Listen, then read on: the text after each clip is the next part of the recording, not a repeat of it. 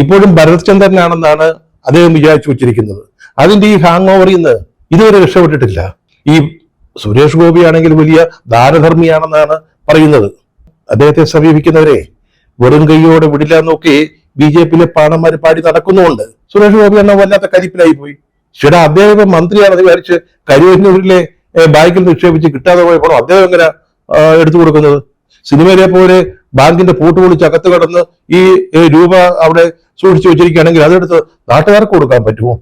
കരിങ്കിച്ചെന്നിരുന്നാൽ മതി, നാട്ടുകാരൊക്കെ രാശാവാണെന്ന് വിചാരിച്ചോളൂ എന്ന് കരുതുമ്പോഴാ ഈ പ്രശ്നം ഉണ്ടാകുന്നത്. ഒരു കാര്യം ഈ ജനപ്രതിനിധികൾ മനസ്സിലാക്കണം. ഒരു MLA-യോ MP-യോ ആയി, അല്ലെങ്കിൽ കേരളത്തിലോ കേന്ദ്രത്തിലോ ഒരു മന്ത്രിയായി എന്നൊക്കെ വിചാരിച്ചാല് നാട്ടുകാര് രാശാവാണെന്ന് കരുതി കൊണ്ടു നടക്കുന്നൊന്നും വിചാരിക്കരുത്. അദ്ദേഹം സഹമന്ത്രിയായിരിക്കുന്ന വകുപ്പില് ഒരു താപ്പാനെയാണ് ക്യാബിനറ്റ് മന്ത്രിയായിട്ടിരിക്കുന്നതെങ്കിൽ ഒരു വയല് പോലും കിട്ടത്തില്ല. ചുമ്മാ ആഫീസിൽ ഇരിക്കാവുന്നേ ഉള്ളൂ. അല്ലെങ്കിൽ തേരാപാര തെക്ക് വടക്ക് നടക്കാം, പ്രസംഗിച്ചു നടക്കാം എന്നല്ലാതെ വേറെ കാര്യമൊന്നുമില്ല. ഇടയ്ക്കിടയ്ക്ക് ആഫീസിലിരിക്കുന്ന ചിത്രമെടുത്ത് സാമൂഹ്യ മാധ്യമങ്ങളിൽ പോസ്റ്റ് ചെയ്യേണ്ടി വരും, നമ്മൾ ഔദ്യോഗിക തിരക്കുകളിലാണെന്ന് നാട്ടുകാരെ കാണിക്കാൻ. നമ്മുടെ സുരേഷ് ഗോപി, തൃശ്ശൂരിൽ നിന്നുള്ള MP, നമ്മുടെ കേന്ദ്ര സഹമന്ത്രി, അദ്ദേഹം നടത്തിയ കലുങ്ക് സംവാദ പരിപാടി, അതിപ്പോ ഭാരത് ജോഡോ യാത്ര പോലോ അല്ലെങ്കിൽ ജനസമ്പർക്ക പരിപാടി പോലോ വലിയ വ്യാപകവും വിപുലവുമായ ഒന്നല്ല, അങ്ങനെ പറയുന്നില്ല. പക്ഷെ അതിന്റെ ഈ ഉദ്ദേശം ജനങ്ങളുമായിട്ട് സംവദിക്കുക, അവരുമായിട്ടൊന്ന് അടുത്ത് ഇടപഴകുക. MP ആയിട്ട് ജയിച്ചു പോയതിനു ശേഷം, മന്ത്രിയൊക്കെ ആയതിനു ശേഷം നാട്ടുകാരുമായിട്ട് വലിയ ബന്ധമൊന്നുമില്ല. പഴയ പോലെ തെരഞ്ഞെടുപ്പിന് മുമ്പ് അദ്ദേഹത്തിന്റെ സാന്നിധ്യം സാധാ അവിടെ ഉണ്ടായിരുന്നു, ആളുകളുമായിട്ടൊക്കെ ഇടപെട്ടിരുന്നു. അതിനുശേഷം അത്ര വലിയ ബന്ധങ്ങളൊന്നുമില്ല, ഇടപാടൊന്നുമില്ല. അപ്പൊ പ്രതിച്ഛായ അല്പം താഴെ വീണ് കിടക്കുക, ഇടിഞ്ഞു പോയിരിക്കുക. അതൊന്നും മെച്ചപ്പെടുത്തണം. അതിനോടൊപ്പം തന്നെ പഞ്ചായത്ത് തെരഞ്ഞെടുപ്പ് വരികയല്ലോ, തദ്ദേശ ഭരണ സ്ഥാപനങ്ങളിലേക്കുള്ള തെരഞ്ഞെടുപ്പ്. അപ്പൊ ഇങ്ങനെ സുരേഷ് ഗോപിയെ പോലെ സ്റ്റാർ വാല്യൂ ഉള്ള, ഗ്ലാമറുള്ള കേന്ദ്രമന്ത്രിയൊക്കെയാണ്, സിനിമാ നടനാണ്, ഇപ്പോഴും ഏതോ സിനിമയിൽ അഭിനയിക്കാൻ പോവുകയോ മറ്റോ ആണ്, അഭിനയിച്ചെന്ന് തോന്നി, ഏതോ ഒരു വക്കീലിന്റെ റോളിൽ അഭിനയിച്ചല്ലോ. അപ്പൊ അങ്ങനെ സിനിമാ നടനായിട്ട് ഇപ്പോഴും തുടരുന്ന ഈ ഗ്ലാമറസ് താരത്തെ ഒന്ന് തൃശ്ശൂരിൽ അവതരിപ്പിച്ചാല് പ്രയോജനം ഉണ്ടാവുമെന്ന് കരുതിയാണ് ഈ കലുങ്ക് സംവാദ പരിപാടി. ഇതിന്റെ ഉദ്ദേശം എന്താണെന്ന് ചോദിച്ചാല്, ഏതെങ്കിലും കലുങ്കിലോ അല്ലെങ്കിൽ ആൽത്തറയിലോ അല്ലെങ്കിൽ തോട്ടുവക്കത്തോ അല്ലെങ്കിൽ ഏതെങ്കിലും ഒരു സ്ഥലത്തോ പാടപരമ്പത്തോ അതുപോലെ ഈ ഗ്രാമങ്ങളില് സാധാരണ ആളുകൾ കൂടുന്ന അവരുടെ ഈ നാട്ടുകാരുടെ ഒരു അനൗദ്യോഗിക പഞ്ചായത്തോ കൂടുതലോ വൈകുന്നേരങ്ങളിൽ അതുപോലെയുള്ള സ്ഥലങ്ങളിൽ ചെന്നിരിക്കുക, അവിടെ വരുന്ന ആളുകളുമായിട്ട് സംസാരിക്കുക, അവരുടെ പ്രശ്നങ്ങൾക്കൊക്കെ പരിഹാരം നിർദ്ദേശിക്കുക. ഇതായിരുന്നു ഈ കലുങ്ക് സൗഹൃദ അല്ലെങ്കിൽ കലുങ്ക് സംവാദ പരിപാടി കൊണ്ട് BJP ഉദ്ദേശിച്ചത്. ഏതവനാണോ ഈ പേരിട്ടത് കലുങ്ക് സംവാദ പരിപാടി? സത്യത്തിൽ നടന്ന എന്താ? ഈ സാധാരണ ഈ കരിങ്കലൊക്കെ വൈകുന്നേരം വന്നിരുന്ന് സൊറ പറയുന്ന പിള്ളേരുണ്ടല്ലോ, യാതൊരു തൊഴിലുമില്ലാത്തവര്, അവരുടെ സംവാദത്തിന്റെയും സംസാരത്തിന്റെയും അവരുടെ കമന്റടികളുടെയും രീതിയിലേക്ക് ഇതിനകം നടന്ന 2 സംവാദങ്ങള് തരം താണു എന്നുള്ളതാണ് ഏറ്റവും രസകരമായ കാര്യം. ആദ്യത്തേതിലൊരു വൃദ്ധൻ അദ്ദേഹം ചെന്നു, എനിക്കൊരു വീട് വേണം, വീടിന് ഒരു സഹായം കിട്ടണം എന്നും പറഞ്ഞാൽ ചെന്നത്. ഒരു നിവേദനമൊക്കെ ഉണ്ടായിരുന്നു. അദ്ദേഹം പുള്ളിക്ഷോഭിച്ചു, നമ്മുടെ സുരേഷ് ഗോപി. ഇപ്പോഴും ഭരത് ചന്ദ്രനാണെന്നാണ് അദ്ദേഹം വിചാരിച്ചു വച്ചിരിക്കുന്നത്. അതിന്റെ ഈ ഹാങ് ഓവറിൽ നിന്ന് ഇതുവരെ രക്ഷപ്പെട്ടിട്ടില്ല. നേരത്തെ വൈറലായ ഒരു പാർലമെന്റിലെ പ്രസംഗം ഇങ്ങനെ എന്തോ ആവേശിച്ചതുപോലെ ഭരത് ചന്ദ്രൻ ആവേശിച്ചിരിക്കുക. ഭരത് ചന്ദ്രന്റെ മാനറിസംസ് ഒക്കെ കാണിച്ചുകൊണ്ട് നടത്തിയ ഒരു പ്രസംഗം അതുപോലെ ഈ പാവപ്പെട്ട വൃദ്ധനോട് കയർക്കുകയാണ്. എന്താ, നിങ്ങളുടെ പരാതി കേൾക്കാനിരിക്കുന്ന ആളാണോ കേന്ദ്രമന്ത്രി അല്ലെങ്കിൽ MP? നിങ്ങൾക്ക് വീട് വേണമെങ്കിലേ പോയി പഞ്ചായത്തിൽ പറ എന്നൊരൊറ്റ പറച്ചില്. ആലോചിക്കണേ, ഈ പാവപ്പെട്ട മനുഷ്യൻ ഈ ഉമ്മൻചാണ്ടിയുടെ ജനസമ്പർക്ക പരിപാടിയെ പറ്റിയൊക്കെ കേട്ടിട്ടുണ്ടാവും. അയൽപക്കത്ത് ആർക്കെങ്കിലും ചികിത്സാ സഹായമോ വീട് വെക്കാനുള്ള എന്തെങ്കിലും സഹായമൊക്കെ കിട്ടിയിട്ടുണ്ടാവും. ഈ സുരേഷ് ഗോപി ആണെങ്കിൽ വലിയ ദാനധർമ്മിയാണെന്നാണ് പറയുന്നത്. അദ്ദേഹത്തെ സമീപിക്കുന്നവരെ വെറും കൈയോടെ വിടില്ല എന്നൊക്കെ BJP-യിലെ പാണന്മാര് പാടി നടക്കുന്നുണ്ട്. ഇതൊക്കെ കേട്ട് ചെന്നതാ. ആ മനുഷ്യനങ്ങ് വല്ലാതായി പോയി. പക്ഷെ അതുകൊണ്ട് ഒരു പ്രയോജനം ഉണ്ടായി കേട്ടോ. ഉടനെ CPM-കാർ ഇടപെട്ടു. CPM-ന്റെ ജില്ലാ സെക്രട്ടറി പറഞ്ഞു, ഇദ്ദേഹത്തിന് ഞങ്ങളൊരു വീട് വെച്ചു കൊടുക്കുമെന്ന്. ഉടനെ നമ്മുടെ സുരേഷ് ഗോപി എന്നെ ഒരു നാണോ ഇല്ലാതെ പറഞ്ഞു, ഞാൻ മുഖാന്തരം അയാൾക്കൊരു വീട് കിട്ടിയല്ലോ എന്ന്. കലുങ്കിന്റെ ഫസ്റ്റ് എപ്പിസോഡ് നടന്ന കാര്യമാണ്. 2ാമത്തെ എപ്പിസോഡ് ഇതിനേക്കാൾ കഷ്ടമായി പോയി. വെറും കലം കൈപ്പോയി. അവിടെ ഒരു പാവപ്പെട്ട സ്ത്രീ വന്നു. അവരടുത്ത വീട്ടിൽ ജോലിക്ക് പോയതാ, വീട്ടിൽ പണിക്ക് പോകുന്ന ഒരാളായിരുന്നു. അപ്പൊ ഇവിടെ സുരേഷ് ഗോപി വന്നിട്ടുണ്ട് എന്നറിഞ്ഞുകൊണ്ട് ഓടി വന്നതാ. അപ്പൊ അവരുടെ മനസ്സിലൊരു ചിത്രം ഉണ്ടായിരുന്നു. ഈ പാർലമെന്റ് തെരഞ്ഞെടുപ്പിലുള്ള പ്രചാരണമൊക്കെ നടക്കുന്ന സമയത്ത് നമ്മുടെ ഗോപിയണ്ണൻ എന്തുവാ പറഞ്ഞിരുന്നത് തൃശ്ശൂരുകാരോട്? ഈ കരുവന്നൂരിലെ ബാങ്കിലൊക്കെ പണം നിക്ഷേപിച്ചിട്ട് കിട്ടാതെ പോയവർ, അവരുടെയൊക്കെ പണം ഞാൻ വാങ്ങിത്തരും, ഞാൻ വാങ്ങി തന്നിരിക്കും എന്നൊക്കെയുള്ള ചില പ്രഖ്യാപനങ്ങൾ അദ്ദേഹം അന്ന് നടത്തിയിരുന്നു.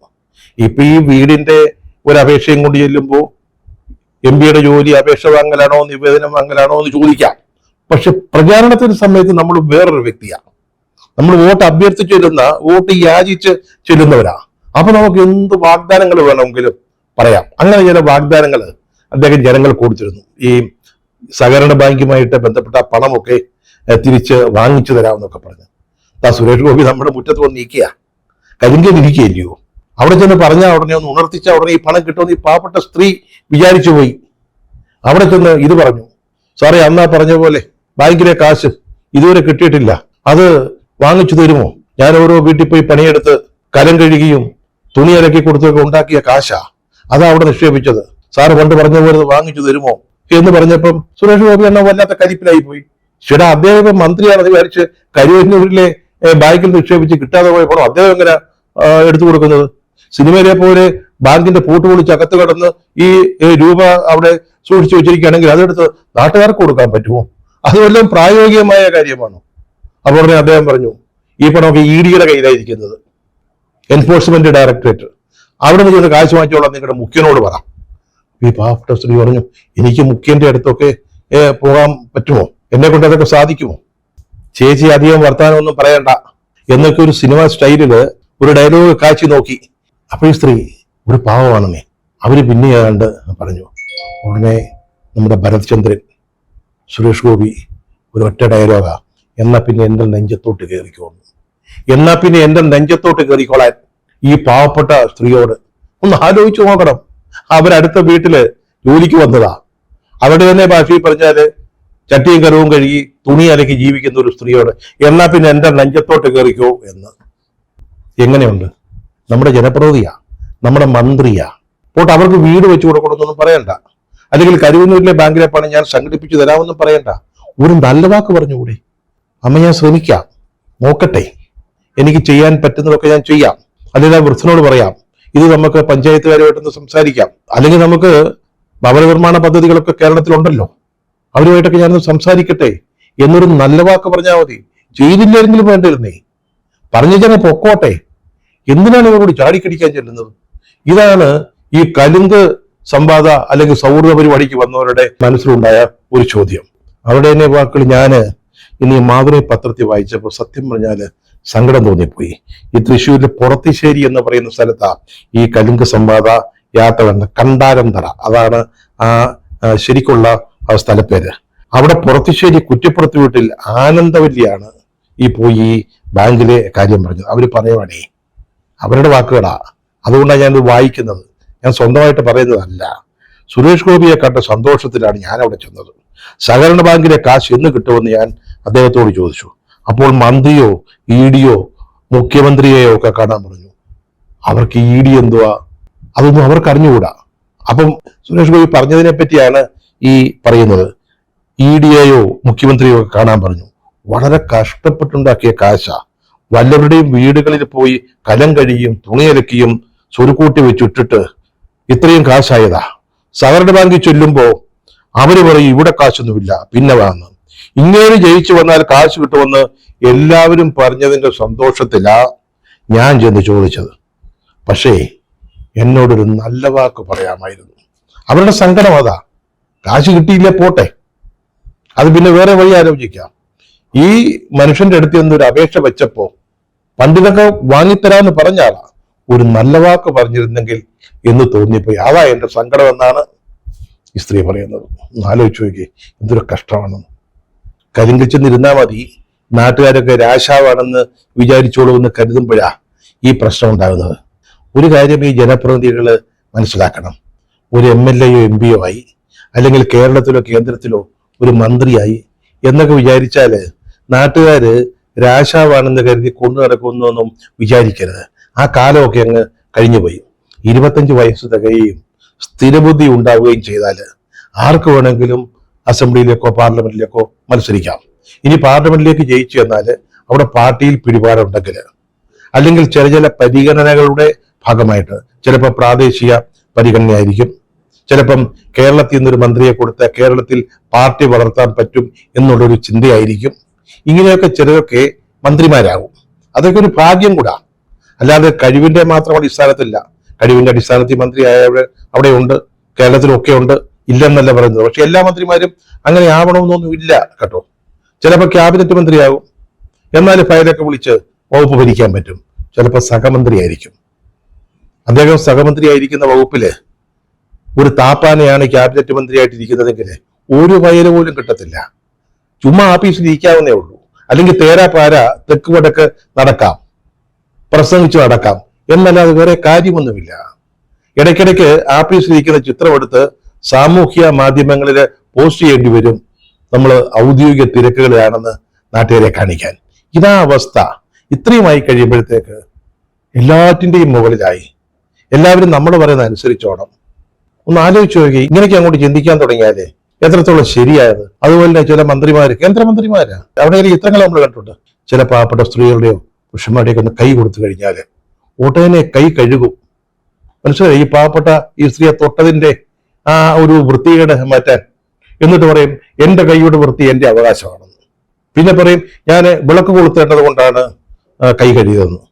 ഒരു മന്ത്രി ഇരിക്കാൻ ചെല്ലുമ്പോൾ അദ്ദേഹം ഇരിക്കേണ്ട ആ ഇരിപ്പിടത്തിൽ ഒരു പുതിയ തുണി കൊണ്ട് വിരിക്കുന്നതുകൊണ്ട് ആദ്യമായിട്ട് കണ്ട ഒരു ആചാരമാണ്. ഒരു ജനകീയ മന്ത്രി ഇരിക്കാൻ ചെല്ലുന്ന ഇരിപ്പിടത്തിൽ പുതിയ ഒരു വസ്ത്രം വിരിക്കുന്നു. എന്നിട്ട് അദ്ദേഹം ഇങ്ങനെ ഇരിക്കുന്നു. ഇവർക്ക് എന്തോ ധരിച്ചു വെച്ചിരിക്കുന്നത്. ഒരു MLA MP എന്നൊക്കെ പറഞ്ഞ 5 വർഷത്തേക്കേ ഉള്ളൂ. അടുത്ത കൊല്ലം ജനങ്ങളെടുത്ത് തട്ടിയാവുണ്ടല്ലോ. പിന്നെ പഴയ ജോലിക്ക് പോകാനേ പറ്റത്തുള്ളൂ. പഴയ ജോലി എന്താണോ അതൊക്കെ. മനസ്സിലായില്ലേ? ഇപ്പൊ ജനസമ്പർക്ക പരിപാടിയായാലും കലുങ്ക് സൗഹൃദ സദസ്സായാലും ഏതായാലും ഇത്തരം പരിപാടികൾ വലിപ്പച്ചെറുപ്പമില്ലാതെ അത് വിജയിക്കണമെങ്കിൽ നമ്മുടെ മനസ്സിൽ നമ്മൾ കാണാൻ പോകുന്ന മനുഷ്യന്മാരോടുള്ള ഒരു സ്നേഹം ഉണ്ടാവണം, അവരോടൊരു കമ്മിറ്റ്മെന്റ് ഉണ്ടാവണം, അവർ നമ്മുടെ ഭാഗമാണെന്ന് ചിന്തിക്കാനുള്ളൊരു വലിയ മനസ്സ് വേണം, അവരെ ചേർത്ത് പിടിക്കാൻ തക്ക വിശാലമായ ഒരു ഹൃദയം വേണം, മനസാക്ഷി വേണം, മനുഷ്യപ്പറ്റ് വേണം. എങ്കിൽ മാത്രമേ ഇത്തരത്തിൽ ജനങ്ങളുമായി ഇടപഴകുന്നതിന് ആവിഷ്കരിക്കുന്ന പരിപാടികൾ വിജയിക്കത്തുള്ളൂ. അല്ലെങ്കിൽ നമ്മൾ വെറുതെ ഈ പാവപ്പെട്ട മനുഷ്യന്മാരുടെ ശാപം വാങ്ങിച്ചു വയ്ക്കാമെന്നേ ഉള്ളൂ. ഇവരുടെ കണ്ണുനീരിനെ എന്തിനേയും ദഹിപ്പിക്കാനുള്ള ശേഷിയുണ്ടെന്ന് മറക്കരുത്.